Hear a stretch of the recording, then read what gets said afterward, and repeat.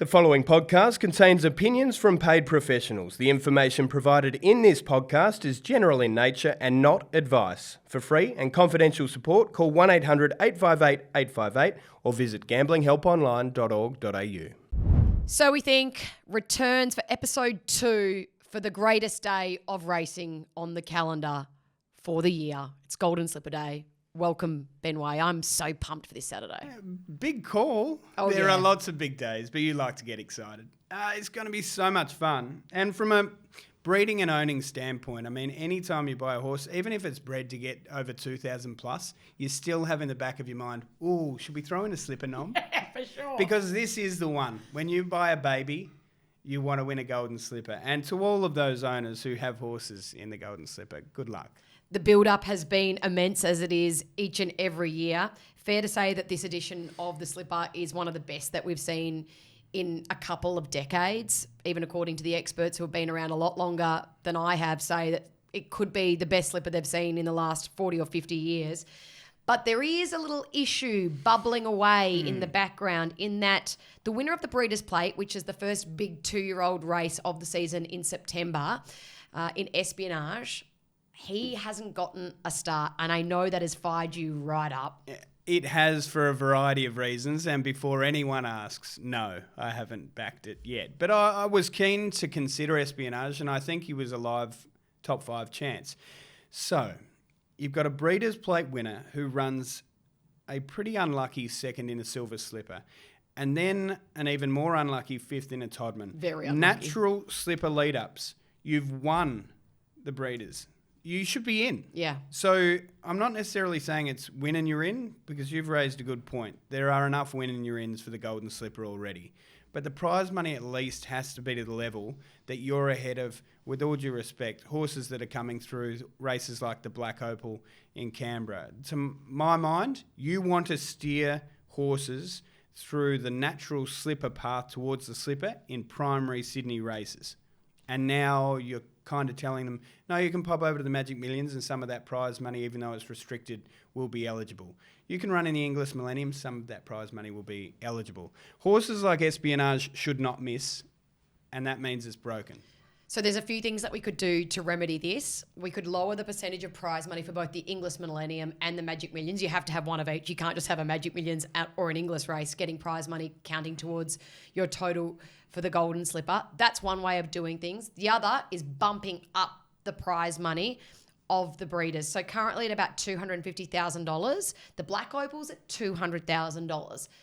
Now, are they an equal of each other? No, but not at all.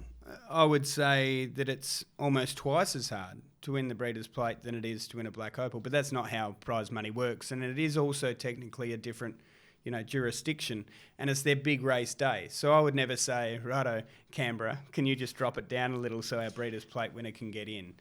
Are you anti just win and you're in for a Breeders' Plate?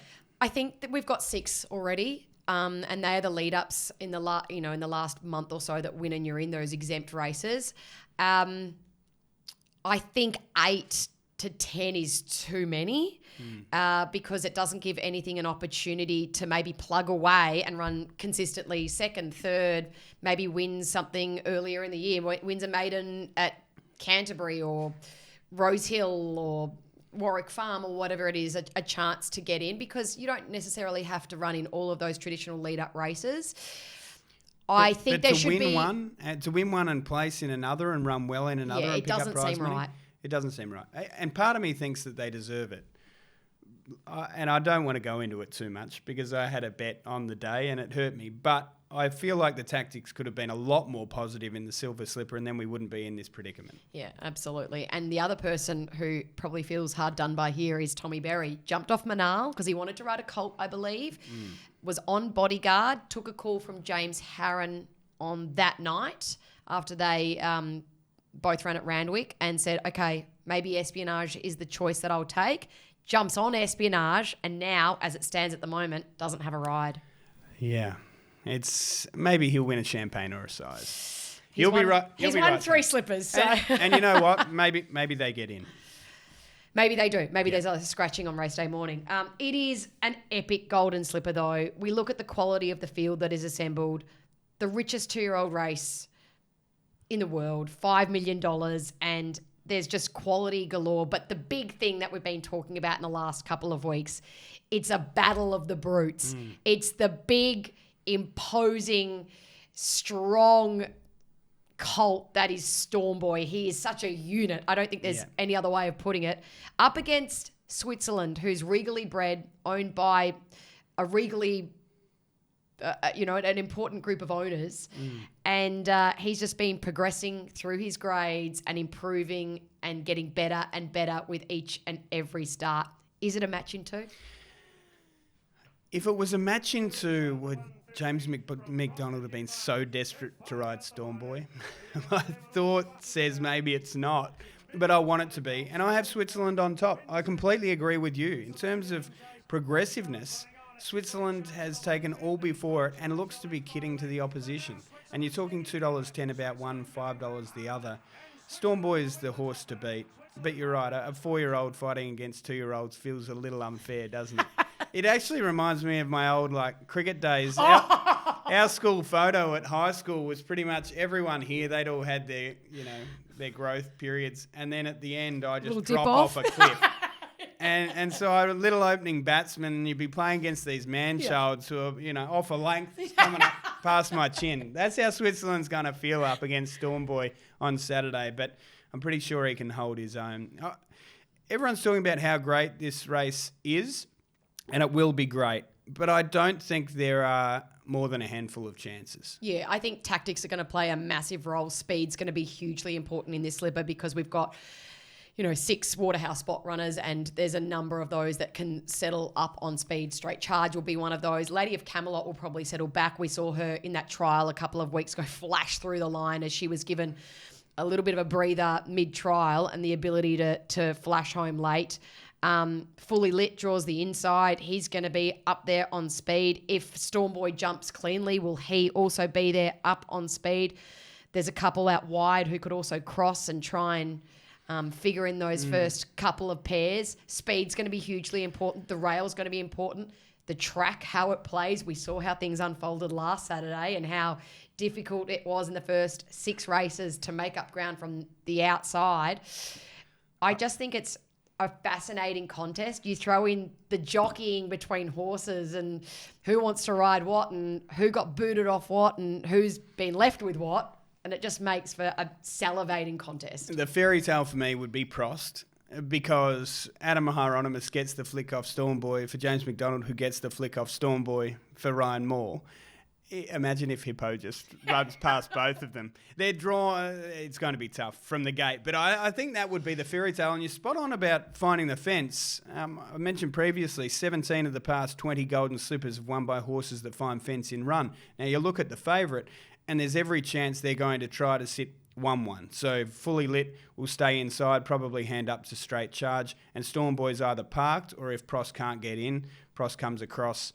And Shangri-La Express is another one that could potentially sit outside the speed. But I think they look to be 1-1. If they do look to find fence, which stats suggest you have to, do you want to be Straight Charge, Fully Lit, Storm Boy, 3-back fence, being dictated to by James McDonald outside you on Switzerland? I wouldn't, but it's Ryan Moore, so he can do whatever he wants. I'm so genuinely excited. Your selection for the Tab Golden Slipper. Switzerland, yep. Price, it's just price dependent. So it's all about win probability, isn't it? $2.10 gives you a win probability of 47%. So I say in my head, does Storm Boy win this Golden Slipper 47% of the time? The answer is no. So that means the price is poison in my opinion. I'd need $2.60, $2.70, and Switzerland at $5 looks value. Yours? Switzerland for me as well. Price definitely comes into it, but also knowing the way that Chris Waller trains, and he has these colts and these 2-year-olds peaking for Golden Slipper Day. Loved hearing from him during the week as to how he has trained Switzerland. He's a light, not hugely imposing hulk of a colt, but he has continued to put on condition and gotten stronger and bigger and better as the preparation has gone on, which is interesting because most of the time with 2-year-olds, as they continue to race, they are stripped of that condition because racing takes a toll on them more than it does the older horse. So they have not poured a huge amount of work into him. They've obviously fed him up so that he continues to grow and strengthen. Just feels like he could be the one peaking for Golden Slipper Day. Having said that, Waterhouse and Bott, they are a juggernaut when it comes to 2-year-olds. And if they don't win it, I'm sure there'll be tears at Tulloch Lodge. We love our stats, but the biggest stat and the only stat you even need to worry about is the number 8, Gay Waterhouse and Golden Slippers. She's looking for 8. She's looking for 8, and that is just obscene. Chris Waller has 1, and it took him a while to get it. Yeah. 8. It is just going to be the race of the day, 4:40, Saturday afternoon, Rosehill Gardens. Do not miss it. Let's go to one of the other big Group 1s on the day in the George Ryder. So 1,500 metres. We've got Think About It looking to elevate its career, albeit in a completely different sphere. So the suspicion has been the whole time, this is a pretend sprinter that's actually a miler, has won an Everest and just took all before it. We had a blowout run. How much has that kind of hurt its chances to now step up in trip? This is really exciting. We could be seeing our next real champion in Australian racing, or we could see a mistake. And I hope that we see an elevation. 2 things here that interest me. So it's about the genius of Joe Pride and how he has an ability to mould these horses who he thinks have great potential for bigger and better things with different training techniques or a change in work, a change in programming. And that's what he's going to be doing with Think About It in this preparation, to see if that mad genius pays off and he can get him to be an out-and-out miler to win a Doncaster in a few weeks' time. The other thing is, though, think about it. You look at his record. He's won 11 of 14. He's basically, having won the Everest, the Usain Bolt of Australian racing at the moment. He's won $12 million in prize money and was just a sure thing at Randwick on that Everest day. But it's like, for me, Usain Bolt being tested over the 400 or the 800. Now, people might think that's mad. Like, why would you try and run Usain Bolt over those trips and those distances that he's not proven at?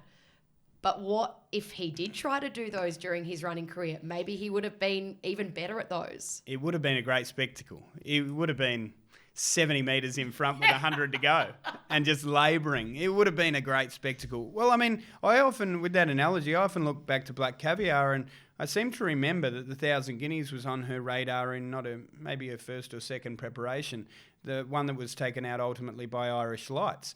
Now, had she have done that and not, I think she tore a chest muscle. Had she not torn a chest muscle, gone to the 1,000 Guineas, were we looking at a miler? Maybe we were, but she was just so good, we never saw that. So imagine if Think About It does the Everest Cox Plate double. One of the greats. Good luck, Joe. Who's your selection? Good luck, Joe. Oh, I don't even know. Think About It's going to be hard to beat. Militarised, tough to beat. I think that might just be on the day. I think Militarised, the fact that they've chosen to go to the George Ryder over the Rosehill Guineas says that they're ready for this 3-year-old to step up to the big time, to take on the big guys over the 1,500 metres, especially if we get a bit of cut out of the ground. Done deal, soft ground. We know how effective this guy is. I loved the run of New Energy first up off the plane. Kieran Maher, he had that flashing light on him. I'll be playing him each way. Yeah, so there's a race in New Energy this autumn. Just depends if we're going off early. But you get the price to say you probably are. Yeah. So, yeah, definitely one at odds. I'm happy to take the price. Yep, done. We always look for signs as well. It's not just about the form, so we need some signs from the universe, that sort of thing. We talk about best bred. Well, they're all well-bred. It's a Golden Slipper. So who's the best bred and most expensive of all of the well-bred and expensive horses in the Slipper? James Harron and his partners had to fork out $1.6 million for Bodyguard, a colt by I'm Invincible, obviously the best stallion in all of Australia. Mum, though, the daughter of a Golden Slipper winner in Moss Fun. So they had to pay through the roof for this colt, not only on type, but obviously because of his pedigree as well. James has already won a Golden Slipper with Capitalist. Be looking to do it again, but my goodness gracious me, like racing throws up some prices, right? Mental note, if there is a heavy track. The saying goes, mother was a mudder. Yeah. Well, this is mudder's mudder was a mudder. Most fun. Okay, I'll remember that with Bodyguard. Best name in the slipper? Holmes Court for me. So a colt by Capitalist. Robert Holmes Court was Australia's first billionaire. What a title to have on your Wikipedia. I wish I had that. Yeah, me too. Out of a mare called Menagerie. And fair to say that the Holmes Court family could be looked at a bit like a menagerie. There's lots of different branches and people and... Like the Freedmans. Do you know what? We are a menagerie. I would. He could have called it that, but we are not the first billionaires. No. I've got another one with a really good name. Should I touch on it now or later on? Do it now. Okay. Place to Carousel. Go for it. So I hope I pronounced it correctly. Otherwise, it's really lost, this situation, isn't it? So that's the courtyard outside the Louvre. And the sire is Lope de Vega, who I'm led to believe, I wasn't around back then, but I'm led to believe was the Spanish equivalent to Shakespeare. So very well named. The dam is Traffic Jam. Yeah. And everyone knows around the Louvre, like that's just absolutely nightmarish in Paris. The roundabout. You've been there several times. So sitting there, cafe au lait, just enjoying, taking in the fine 16th century art. Isn't that a latte? I don't know. I have a Coca-Cola. Don't drink coffee, which probably explains a bit. Yeah, I wonder sometimes why we're friends. Let's move on to the Galaxy. Group 1 Galaxy, 1,100 metres. What's the headline here? I don't remember. But Joe Pride winning another one would be a huge feat. I think he is either equal top in terms of the trainers. I think he's won 3. Mia won it last year. Yes. Well, that was a headline because Tyler Schiller broke that sort of Group 1 apprentice duck, didn't he? Which was brilliant. And that's the thing. We sort of go in and we say, right, what are the stories going to be? But the stories present themselves. Tim Clark has a brilliant record in the Galaxy. I think he's won 3 of them, so it would be an upset if he were to win, but that would be one. I like a couple of horses in it. Osmosis I'm kind of against because 3-year-olds don't have the greatest of records when it comes to carrying 53, which he's got. I think it'd be the first time in 15, 16 years. I'm with the mare on top, Sunshine in Paris, and I want Marzu to win for my hip pocket. Guys, you can't have them all. That's 2. I'm against 1. Okay. 1 on top. Well, do you tip? I think for full disclosure, I need to, if people say, why is Ben cheering when Marzu won? He tipped Sunshine in Paris on the podcast. Yes, they will be saying that. Yes, so I think it's important. 2 plays. Yeah. I like passive aggressive, second up, get that Group 1 next to her name. If she were to win, maybe a trip to Royal Ascot could be on the cards, but also Aft Cabin. Working the house down, 1,100 metres, I think will be in his sweet spot for this preparation. They've tried to put a bit more speed into his legs. I'm excited for what he could produce this preparation. He's an entire, so much on the line for Godolphin. What a cracking edition of the Galaxy it is. We're weird people, right? So all we do is say, we'd love to get the internationals here for our big races. And then you look at a race like the Ranvet and all we do is cheer for our horses against their horses because that's just how we're wired. It's a little on the odd side, but are you team international or are you team local? So over the 2,000 metres, my headline for this is the homebred versus the glamour girls because, as you said, the local is Think It Over, who, when he gets the services of Nasrallah, they are just peas in a pod, these two. They understand each other beautifully and they have produced some of the best moments I have ever seen on a racetrack, namely that Queen Elizabeth win when he went to the outside fence, but also his last start win in the Very Elegant when he got the chockies over Fangirl. It was a great ride to dash up on the inside and kind of fox them all. They're an elite combination and he's a multiple Group 1 winner, but he faces 2 mares who together cost a total of $12.1 million in Via Sistina and the well-named, as you've already mentioned, Place to Carousel. The money has been strong for Via Sistina. This is her first Australian start, purchased by Yulong, so she'll go on to have a career in the breeding barn, and they want to get that Australian Group 1 next to her name. But the whispers and the money have been too strong to ignore there. So I am with Via Sistina. Okay. As for the Rosehill Guineas, Milk Drinker or Tiger? Tom, what are you going to do? I don't want to quote Lope de Vega. I can't. Don't know any of his works. But Shakespeare, wherefore art thou, Thomas? Speaking of literature, though, Tom Kitten, I think, is a character in a Beatrix Potter Is it? children's book. So there is a little bit of literature in his... More your area than mine, but give it time. Yeah. So you're with him? Yeah. He can be up and down. Well, I've been a huge fan, and, we saw he's a Group 1 winner already, but you just wonder whether these stayers that return, are they waiting for a trip or have they had enough? And I know that sounds ridiculous at his age, and I hope it's not, but you just wonder whether his mind's always on the job. You get the impression from Godolphin that it's not, but I reckon it'll all click over the 2000 on the weekend. And as for Riff Rocket, well, we saw Riff Rocket come out and win a derby in Melbourne, and now suddenly they've said, oh, no, he's only won that derby on pure ability. He was just better than them. He's actually not capable of going that trip, and we're going to drag back to the 2000 max distance. And the return was ridiculous. Huge. 1,400 metres, CS Hayes. Did you expect a Victorian derby winner to do that first up? So they're going to lock horns. I'm Team Tom. Money's Team Riff Rocket. But that will be a hell of a race. I'm Riff Rocket with a little each-way play on the big gangly Cafe Millennium, who is improving and finally getting it together with those big limbs as he gets deep into his 3-year-old year. I'd love to see him win it because we've had eyes for him all throughout his career. He's hard to not take a look at because he's so ginormous. Yeah. I think the 2000 this prep, I reckon third up, we see a really big performance in the money for Cafe Millennium. I'll forever love him, having won on debut at double figures. Yeah. I will forever love him. And he only had his mind on the job for about 150 metres of that whole race. But he put it together. My issue there is Tom Kitten had no luck, no clear air, and finished alongside him when he had every opportunity, was on the outside. I think Tom Kitten has him covered, and I think the best have him covered by a couple of lengths. But to John, earmuffs, pretend I didn't say it. Bon chance. Yes, I apologise. What are you most looking forward to? People out on track for Golden Slipper Day, colours of it all. You wasted a yellow dress last week.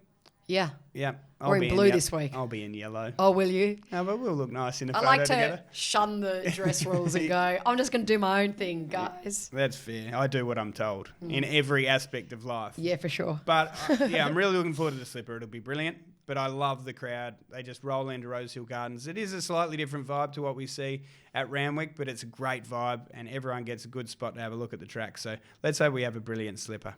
Can't wait to review it next week on So We Think and also get into the other Group 1s that we've got coming up for the rest of the Autumn Carnival. Good luck on the punt. You too. Chat to you next week. What's gambling really costing you? For free and confidential support, call the number on the screen or visit the website.